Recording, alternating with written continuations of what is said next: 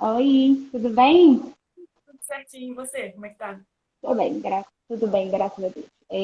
Andressa, a gente está muito feliz, sabe, de poder compartilhar esse espaço aqui com você.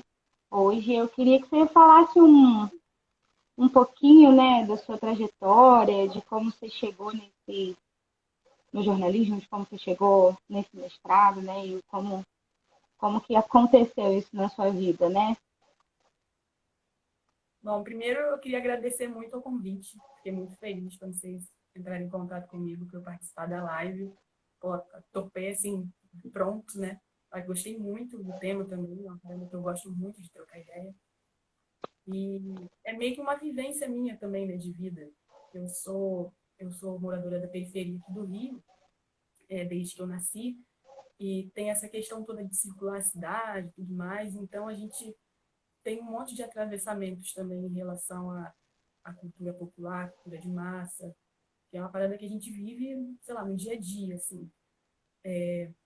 Eu fiz jornalismo na UERJ, eu entrei lá em 2010, não saí de lá até hoje. A UERJ é uma caverna do dragão, né? A gente entra e não sai mais. Eu emendei na segunda graduação lá em Relações Públicas e no meio do caminho acabei passando no mestrado.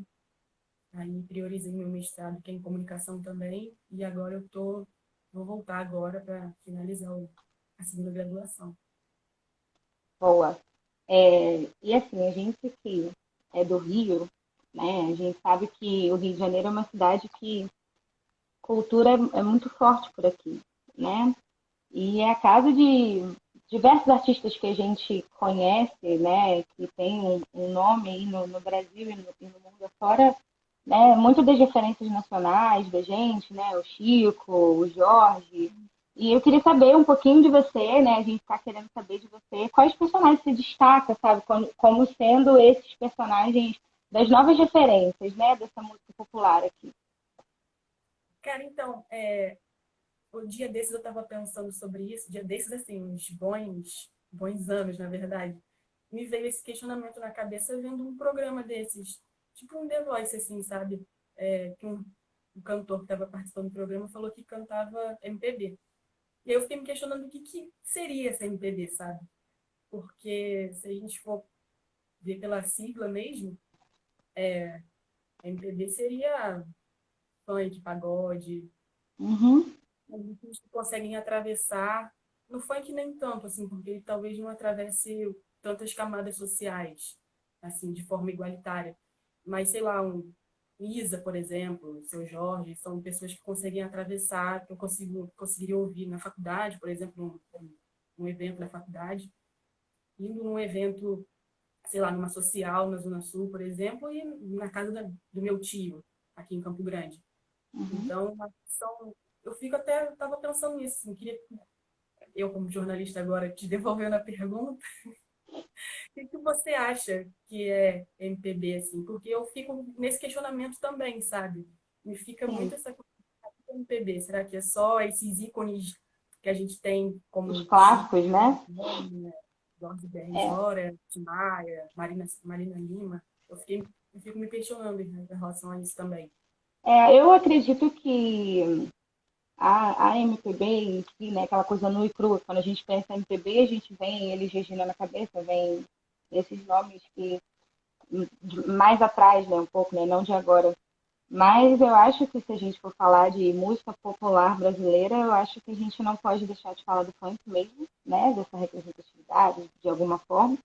E do pagode, né, cara, do samba em si, né, dessa questão, porque acho que todo mundo nessa quarentena tá com uma saudade danada de uma roda de pagode, né, e eu acho que é muito nessas referências mesmo, né, não dessa coisa tão é, é, sólida que é a coisa do MPB lá dos anos 70, né, aquela coisa mais clássica do Chico, desse pessoal, né, acho que as coisas são muito mutáveis mesmo.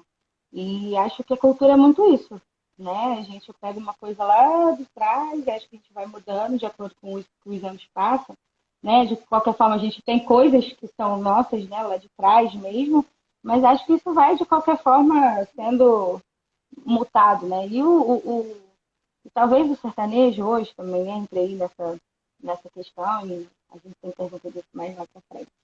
Né? E a gente sabe assim que essa cultura, né, popular de massas, né, de hoje ela é ligada a uma indústria, né, cultural, né? Isso pode trazer algum é benéfico por um lado, né, de certa situação e maléfico por outro, porque tem grupos que não têm acesso a esse tipo de indústria, assim, vamos dizer. A gente tem ali o samba da Peruçal, né, a Serrinha, né, e como você enxerga esses projetos, sabe, qual é a contribuição é, dessa galera para o espaço do Rio de Janeiro em si, né, que é onde eles estão inseridos. Então, parte da formação da identidade da cultura do Rio é baseada no samba, né?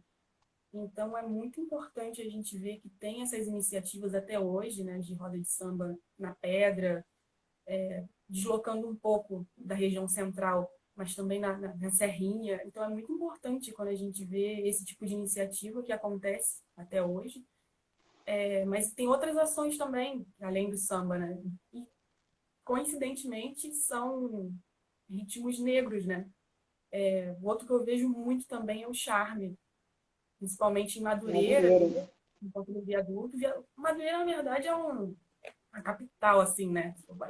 Cultural, Da porque você tem cultura. samba, você tem agremiações de escola de samba, você tem samba na Serrinha, você tem o João da Serrinha, você tem o Charme. Ali, 2 ruas depois do Viaduto de Madureira, você tem Papagê, com cultura pop, com funk. Então, você tem bastante coisa ali. No próprio Negrão de Lima mesmo, você consegue dividir uma parte do Charme, do lado você tem o reggae na Kombi, você tem uma roda de samba e de pagode na CUFA. Então, ali é um núcleo cultural assim, muito grande, para além do centro, né? A gente Uhum. tem muito a pensar em relação à cultura, muito na região central, Sim, no miolo. e no Rio principalmente, mas aí a gente.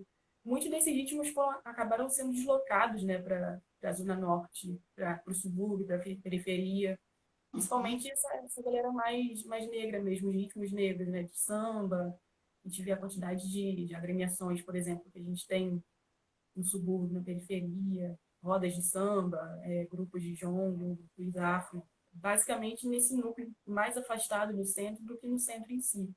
Então, é muito importante, sim, a gente ter essas rodas de samba espalhadas pelo centro da cidade, porque eles ajudam a reforçar essa identidade cultural do Cultural Rio da de gente. Janeiro, que é inicialmente pautada no samba, mas aí a gente tem também outras vertentes, né, que ajudam a criar essa identidade, essa cara do Rio de Janeiro, que é, sei lá, funk, o pagode, e é É. muito, muito importante mesmo, assim, eu acho fundamental a gente ter e valorizar essas rodas de samba sempre, tanto na Você pedra quanto na falou, você falou de Madureira. Para quem não conhece Madureira, que esteja assistindo a gente, por favor, vão conhecer Madureira, né? Porque Madureira é isso, né?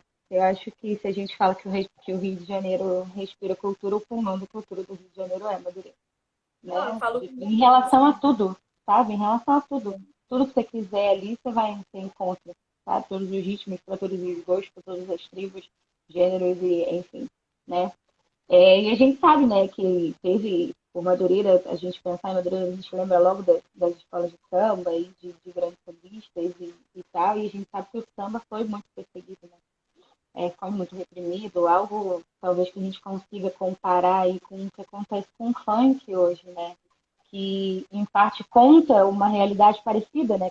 Que falava do samba há um tempo atrás também, e falando desse pessoal que tá na periferia, que está na favela, que não tem nada do Estado, absolutamente nada, né? E que fica à mercê de grupos criminosos, né? E de milícia, não é só de tráfico em si, né? A gente não pode esquecer da influência miliciana que existe nesses espaços e mesmo sendo uma coisa veementemente criticada, né, e colocada como, por que funk é cultura, se é só rebolar a raba, né, como está popularmente conhecido aí, né, essa situação, por que isso é cultura, né, e se as pessoas tanto perguntam isso, e por mais que as pessoas tenham esse preconceito, tem aquela velha história que é som de preto esfavelado, mas quando toca ninguém fica parado, né, E isso toca nos boates mais caras da Zona Sul do Rio de Janeiro, né? Que seria aí o espaço de mais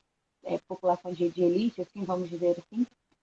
E mesmo nessa situação, e mesmo o funk estando presente em todas as nossas esferas, em todas as festas que a gente vai, a gente ainda ouve muita coisa ruim sobre isso, né? E você consegue, assim, o que que na sua forma de pensar, na opinião que você tem, dos estudos que você já fez na vida, por que que isso acontece, assim, de fato? Eu vejo no funk um movimento muito parecido com o samba, né? De você estar numa região central e isso ser removido para as zonas suburbanas e periféricas da cidade. Quando o funk chegou aqui no Brasil, nos anos 70, mais ou menos, os bailes, né? Não era baile funk na época, os bailes da pesada, eles aconteciam basicamente na zona sul da cidade.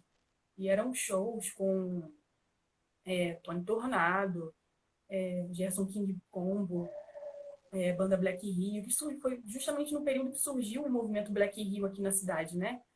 E, e eles tinham um discurso muito forte em relação à luta racial, que era semelhante ao discurso da galera dos Estados Unidos na época, dos Black Panthers. E como era anos 70, período de ditadura, isso na região central da cidade, né, na Zona Sul, eles eram meio que ameaçadores, né? Imagina, uma galera preta tocando funk, reforçando a identidade preta. Então, isso era muito problemático no período da ditadura. E aí, esses bailes começaram a ser proibidos nessa região, e eles começaram a vir na região do subúrbio.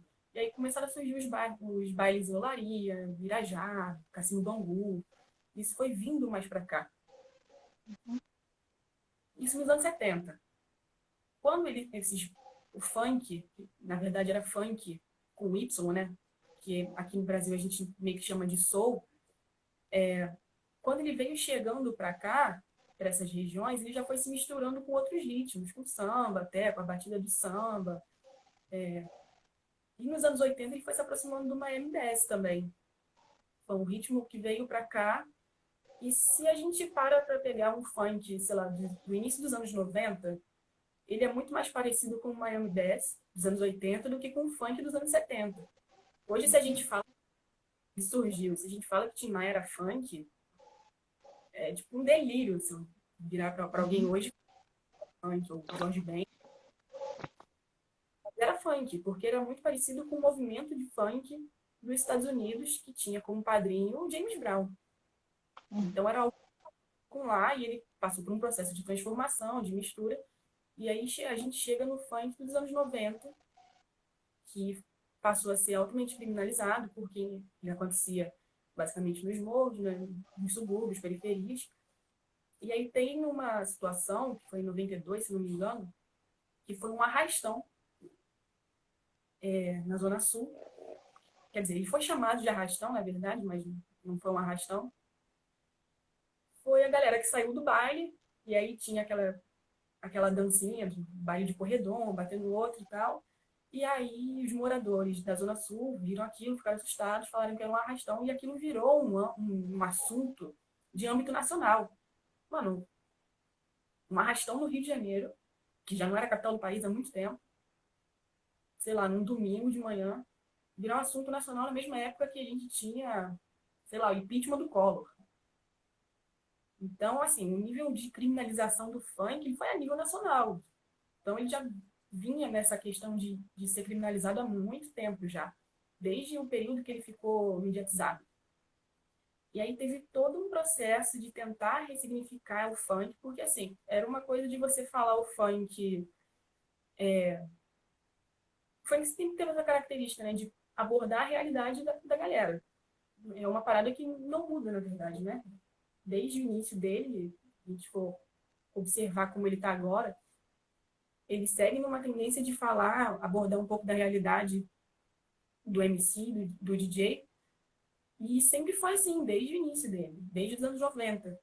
E aí teve uma vertente de uma galera que começou a fazer, não, vamos dar uma relaxada no funk, vamos fazer um negócio mais paz e amor, vamos fazer mais um negócio mais melody e tal, e foi justamente esses funks que se tornaram populares e passaram a virar cultura de massa, que eram os funks que se popularizaram e começaram a ir para televisão. Isso, sei lá, no meio dos anos 90. Nesse período, a Xuxa, eu acho, a Xuxa passou a ser imperatriz do funk, porque ela levava um monte de MC no programa dela, Claudinho Bochecha. Tanto que o DJ Tubarão, ele começou no programa da Xuxa, mais ou menos, nesse período. Aí, o funk vem sempre nessa linha, assim, sabe? De você ficar na margem, assim, na margem nesse sentido de você querer ignorar e de criminalizar o funk. E ele vem nesse processo em vários momentos. Porque aí você tem um período que ele é associado ao crime, no final dos anos 90 ele é associado ao crime de tráfico, depois, nos anos 2000, mais para frente, no meio, você tem esse processo de criminalização de MC, de DJ, que você diz que eles são associados ao tráfico de drogas, e foi um processo que eu acho que a galera que tem a minha idade, mais ou menos, uns 30, 29, 30, até uns 35 anos, que viveu esse período de 2006, 2008. Assim, 2006 até 2010, vai lembrar bem esse período que prenderam Smith, Ticão, porque o pessoal falava que eles faziam apologia a tráfico, a arma e tudo mais, quando os caras estavam cantando a realidade A deles. realidade. Uhum. E aí, depois, no final dos anos 2000, tem esse processo de UPP, a galera da UPP entrando nas favelas e proibindo o baile. Aí como é que você faz? E lugar que tem UPP quase não tem mais baile, tem que pedir permissão pro coronel da UPP. Às vezes eles liberavam, chegavam em cima da hora, proibiu o baile com bebida comprada, com MC pago, não tem problema. E aí nisso a gente foi perdendo popularidade em relação ao funk. Com isso, teve esse momento de São Paulo começar a criar um movimento de funk por lá. E aí o funk de São Paulo, que era um movimento local, ele passou a ser global. E a gente teve uma virada no funk. O funk carioca sempre foi um movimento mais global, mais conhecido. E aí teve essa virada de chave quando o funk do Rio ele ficou mais deslocado, com o funk de São Paulo sendo mais conhecido. Eu acho que o único MC na época, acho que 2014, 2015, 16, daqui do Rio, que era bastante conhecido ainda, era o MCTH, que não cantava funk de São Paulo, estava mais numa coisa, uma pegada mais do Rio, mas ainda não era 150 BPM. E aí o 150 ele surge nessa ideia de uma parada muito, muito local também. É uma coisa muito Rio, que explodiu, assim, sabe? Era uma parada muito local, assim, real, porque era um período que a gente só escutava MC de São Paulo, funk de São Paulo, que é um outro rolê muito diferente do que a gente já estava acostumado. E aí, quando estoura 150 no país todo, com Renan, com Cabelinho, é outra parada, assim, é um outro momento, uma nova fase do funk.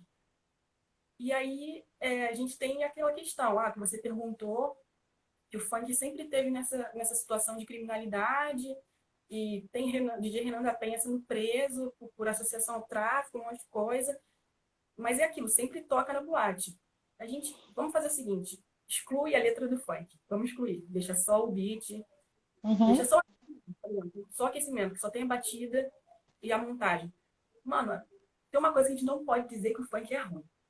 Não é. Não tem como a gente dizer que o funk é ruim. Não tem.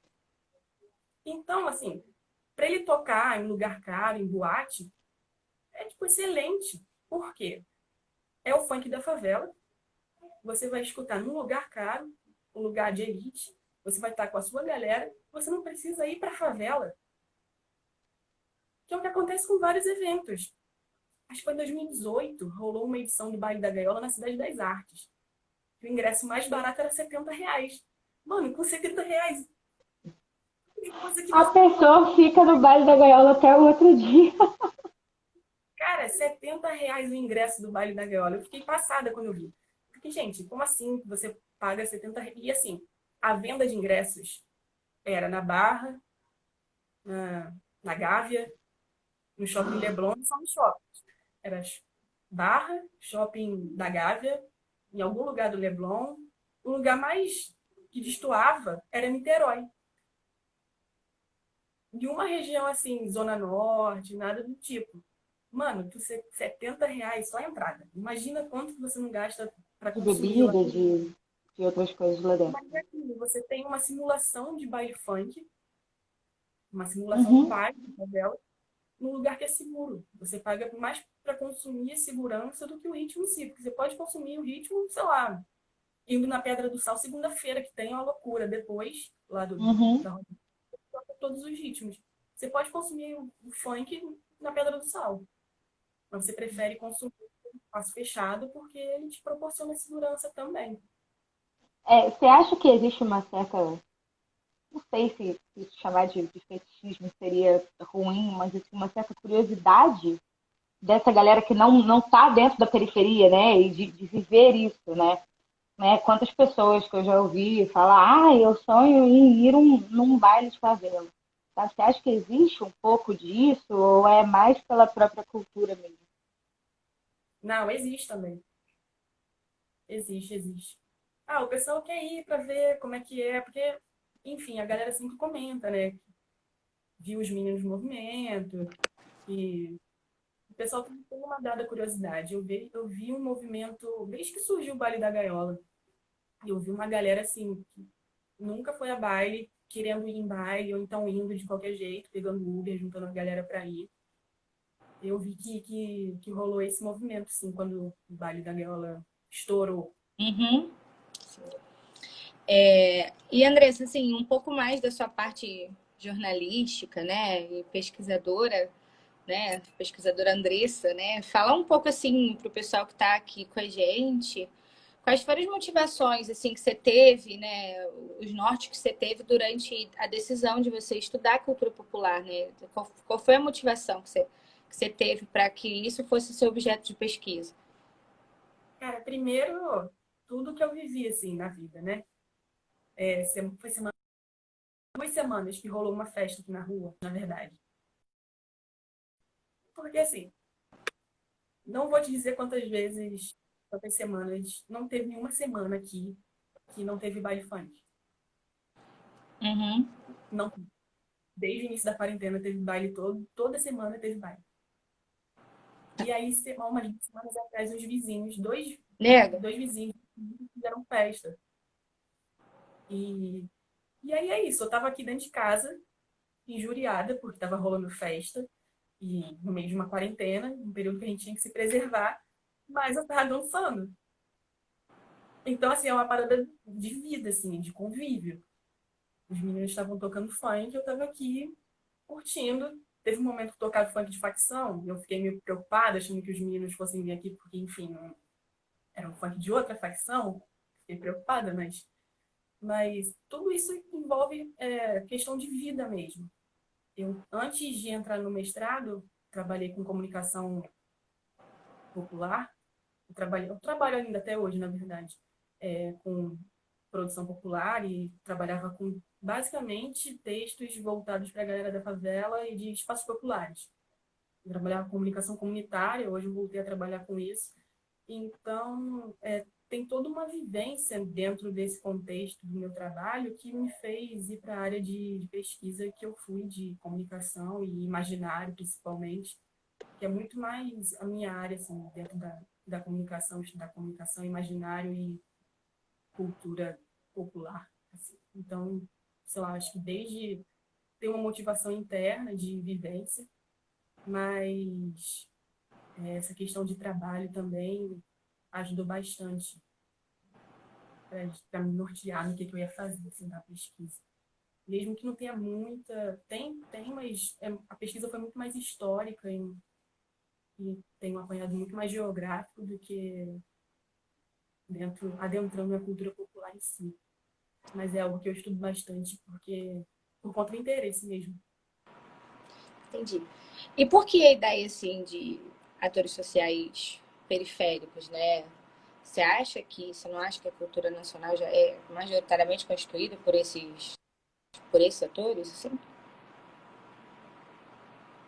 Cara, então, quantas pessoas conhecem o Polivox, por exemplo? Porque eu vejo, assim, quando surgiu o 150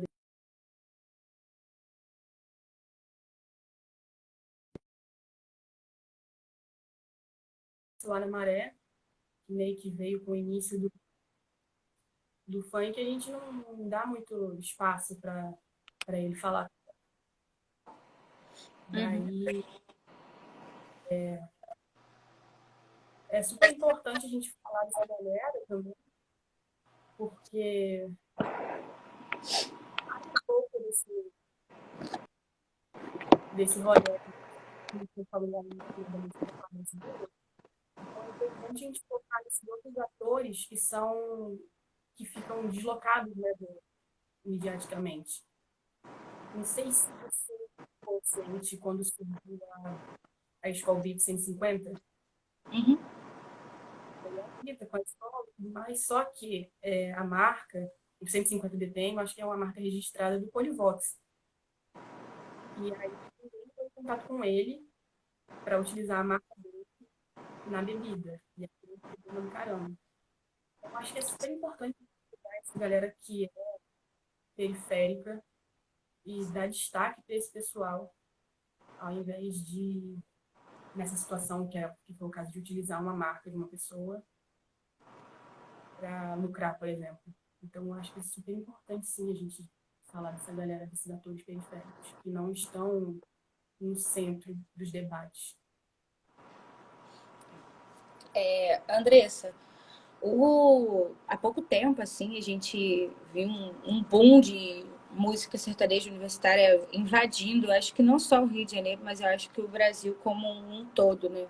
O consumo que esse tipo de música, né, de cultura que vem lá do centro-oeste do Brasil,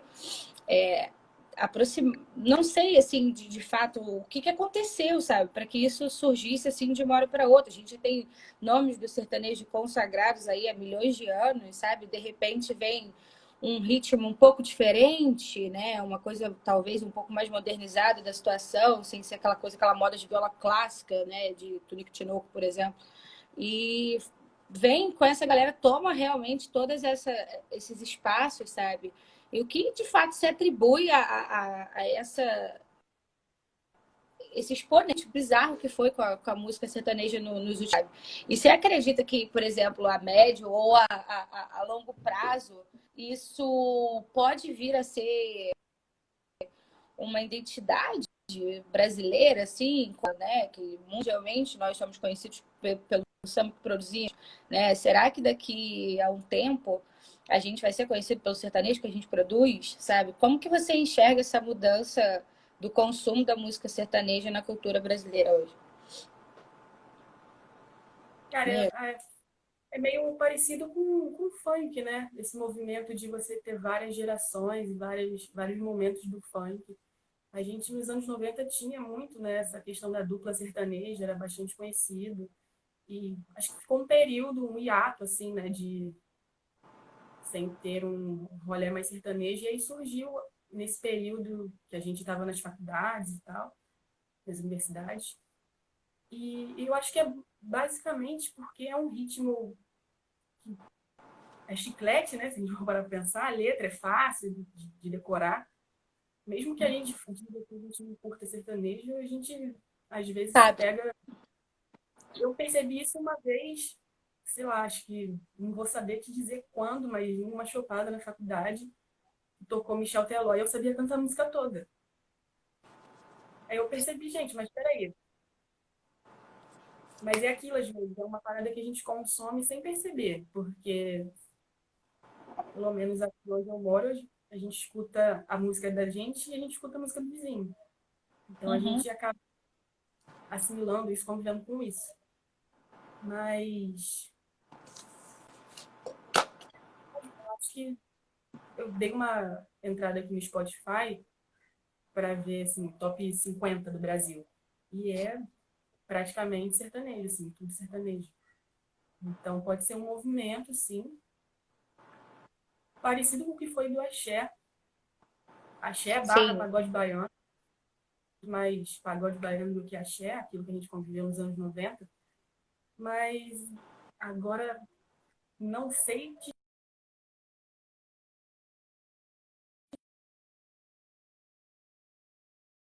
se é um ritmo que vai conseguir circular por toda uma galera e tal.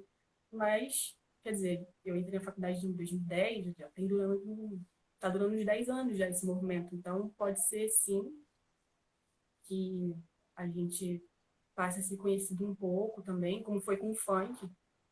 Alguns nomes foram lá para fora cantar funk, tá? Mas eu acho que a identidade do Brasil acho que ainda é muito pautada no samba, então não sei se daqui a uns anos a gente vai ser conhecido como o país do sertanejo, mas eu acredito eu que não. Muito porque a gente tem uma raiz no samba e no pagode ainda muito grande.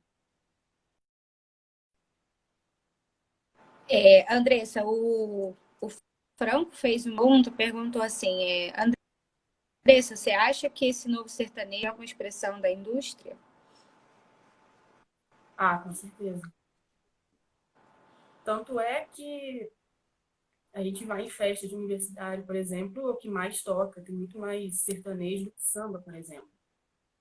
E até mesmo na televisão, a gente vê um processo de sertanejo, de muitas pessoas na televisão, muitas duplas aparecendo na televisão.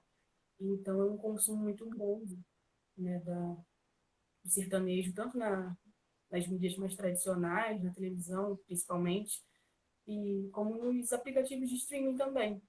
Então, eu vejo que é uma crescente, sim.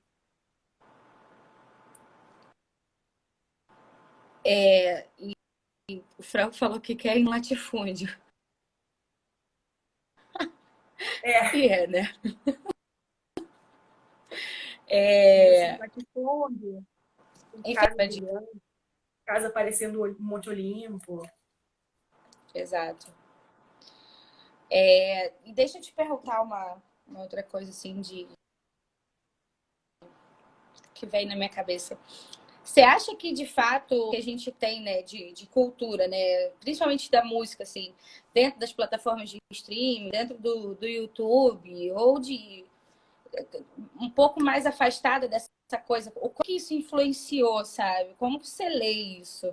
Qual foi a influência que toda essa mudança global em relação à tecnologia entrou de fato mudando esse ramo cultural brasileiro? Você tem ideia? Tipo, o que você acha sobre isso? Assim?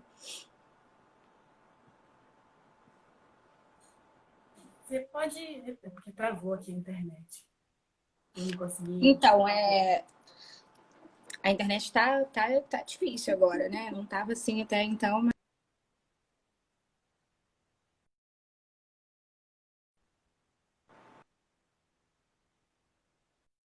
tá me ouvindo agora?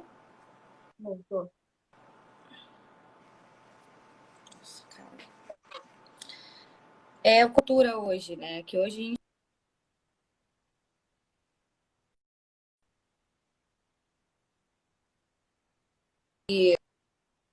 influenciou, sabe? Você acha que isso influenciou a disseminação de outros ritmos que talvez a gente não teria, né? Se não fosse uma coisa tão globalizada essa questão da tecnologia?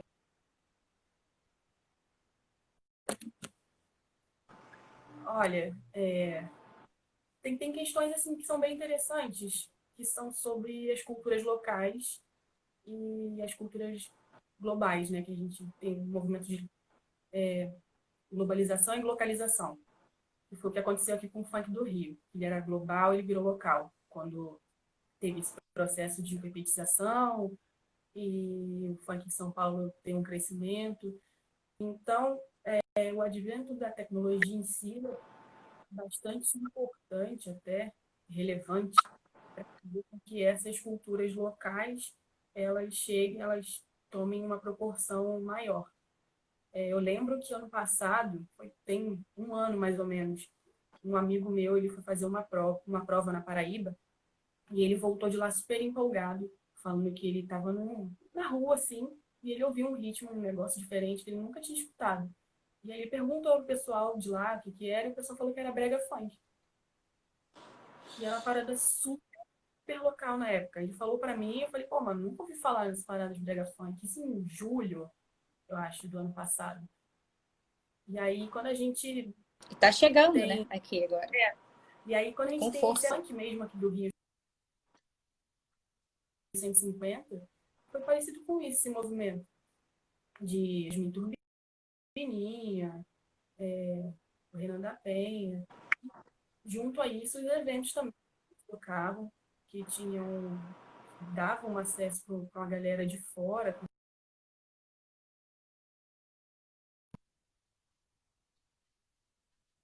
só televisão, então televisão e rádio, né, principalmente, então a gente se pautava nesses dois meios para entender quais eram os ritmos que estavam ali ditando o que era a cultura no momento, assim, cultura musical no momento. Só que agora com YouTube, streaming, isso acaba ampliando um pouco, né? A gente consegue sair desse rolê de televisão e conseguir, de televisão e rádio, né? Para quem escuta rádio, e ir para uma amplitude maior, assim, em relação à cultura dentro do país, assim.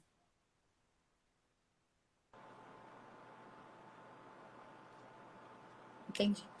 É, eu acho que é bem isso mesmo, né? Eu acho que a tecnologia está aí para ajudar a gente a consumir coisas, né? Há pouco tempo, eu tenho uma amiga minha que ela é paraense e a gente estava falando sobre isso, sabe? O quanto que talvez Gabi Amarantos, talvez seria um nome aí da gente falar sobre o brega funk, a introdução disso a nível nacional, sabe? E eu acho que essas transformações que a gente sofre da cultura, né?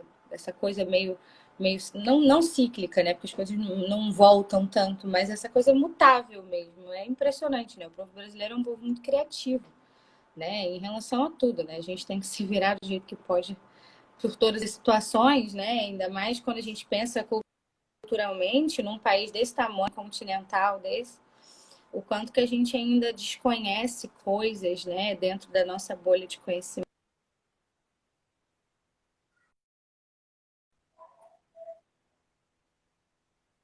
culturais de diferente. A gente vê diferente no Nordeste, se a gente for pegar, cada estado tem uma coisinha diferente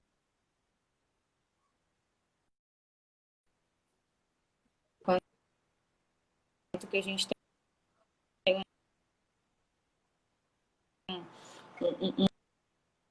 um boom de produção cultural impressionante e não consome, né, a própria cultura, né, as coisas que estão aqui dentro, a literatura ou os poemas ou o livro, qualquer coisa que seja de pessoas estrangeiras e de fora, assim, né, a pouca valorização da cultura nacional como um todo, né, a gente vê aí o Ministério da Cultura, né, que a gente nem precisa falar tanta coisa, né, em relação a isso, né, sendo cada vez mais a cultura colocada de lado e não vendo como uma coisa de edificação mesmo da população, né? Que uma população sem cultura ela não vai sobreviver a nada, né? Ela não deixa legado como nada, né? E o quanto isso é problemático para a nossa atual situação, principalmente, né? A crítica que a gente se encontra em relação a essa questão do acesso cultural e de toda a parte censura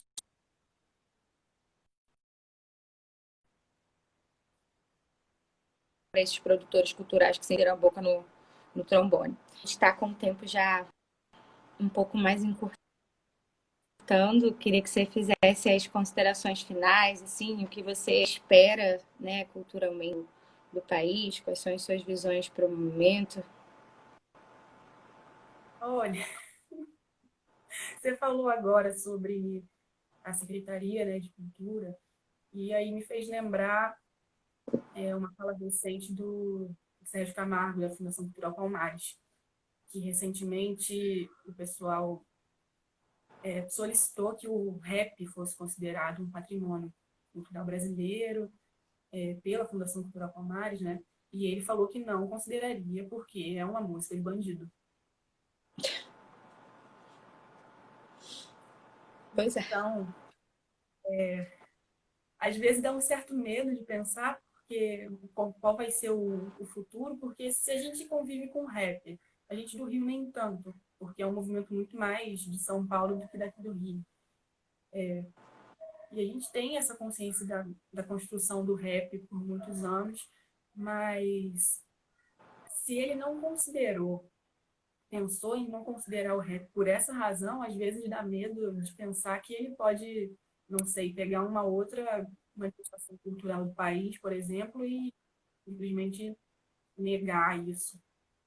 Hoje não sei se o maracatu possa ser considerado uma manifestação cultural do Brasil. Sei lá, o que vai passar na cabeça dele também, né? Pode, não sei, talvez pensar nacional do que nacional, e nacional porque ele é só de um local específico e uma parte do país não reconhece como do Brasil, por exemplo. Então, eu fico muito mais nesse receio em relação à atual conjuntura da galera que está lá tomando conta, tudo mais, do que conseguir pensar que coisas boas estão por vir. Infelizmente, queria pensar que a gente vai ter avanços, mas tendo em vista o pessoal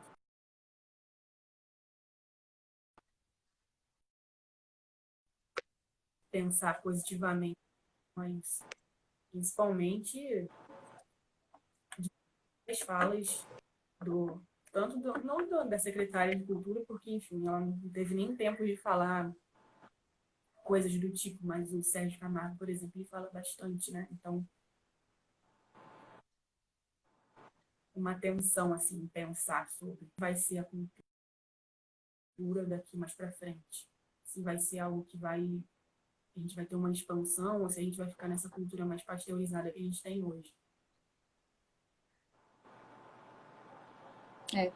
Andressa, a gente queria muito te agradecer, sabe, a aula que você deu aqui, sabe, com todas as informações que às vezes a gente não sabe nem por onde buscar, né?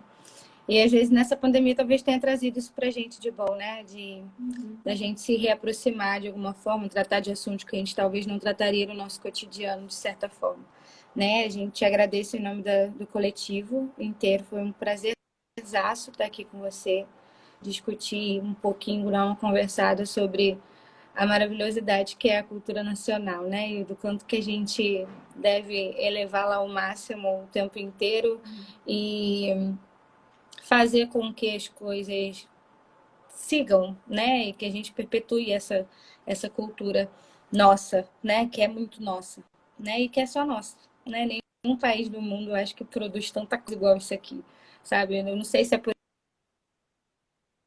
isso, é porque a gente é brasileiro, né? E a gente fica nessa, né? Que a gente produza, né? Que a gente produza e que a gente sempre produza, né? Porque eu toco, né? Já cantei muito, enfim, por aí. Tenho diversos amigos que são envolvidos com música em si. E a gente sente muito isso, sabe? De que a gente às vezes apoia muito um cantor que já está famoso, sei lá, qualquer outra coisa, e a gente esquece de apoiar aquele colega que tem um trabalho incrível e a gente deixa passar, sabe? Então, que a gente seja cada vez mais um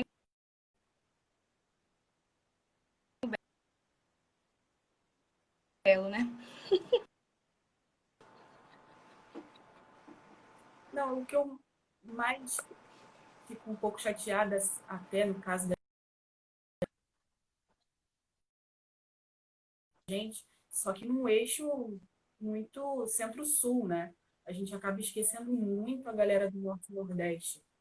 Porque às vezes a gente, por toda a nossa construção ser baseada no centro-sul, principalmente o eixo Rio, ignorando toda uma construção que tem em sentido de Nordeste e região Norte. Assim. Uma reflexão que eu faço até para mim mesma é tentar expandir esse pensamento em relação à cultura e muito mais para cima, porque a gente fica só aqui, tanto que minha fala foi basicamente com base no funk, no samba, mas a gente tem uma cultura riquíssima dos outros estados do Nordeste, no Norte, que a gente falou assim rapidamente, assim, pensou assim, ah, pagode baiano, brega funk. É bem isso mesmo, a gente acaba pensando assim muito rapidamente e enquanto eles têm uma cultura riquíssima assim, a gente às vezes nem tem noção, sabe? É, a gente não tem noção. E que a gente, depois dessa live, que isso deixa aí de inspiração, né? Pra gente buscar cada vez mais culturas diferentes do que a gente está acostumado, né? Então é isso. Um beijo, fiquem bem e resistimos, né? Resistiremos, com certeza. Obrigada pelo convite mais uma vez. Fico muito De feliz. nada, de nada. Tchau, tchau, gente. Tá.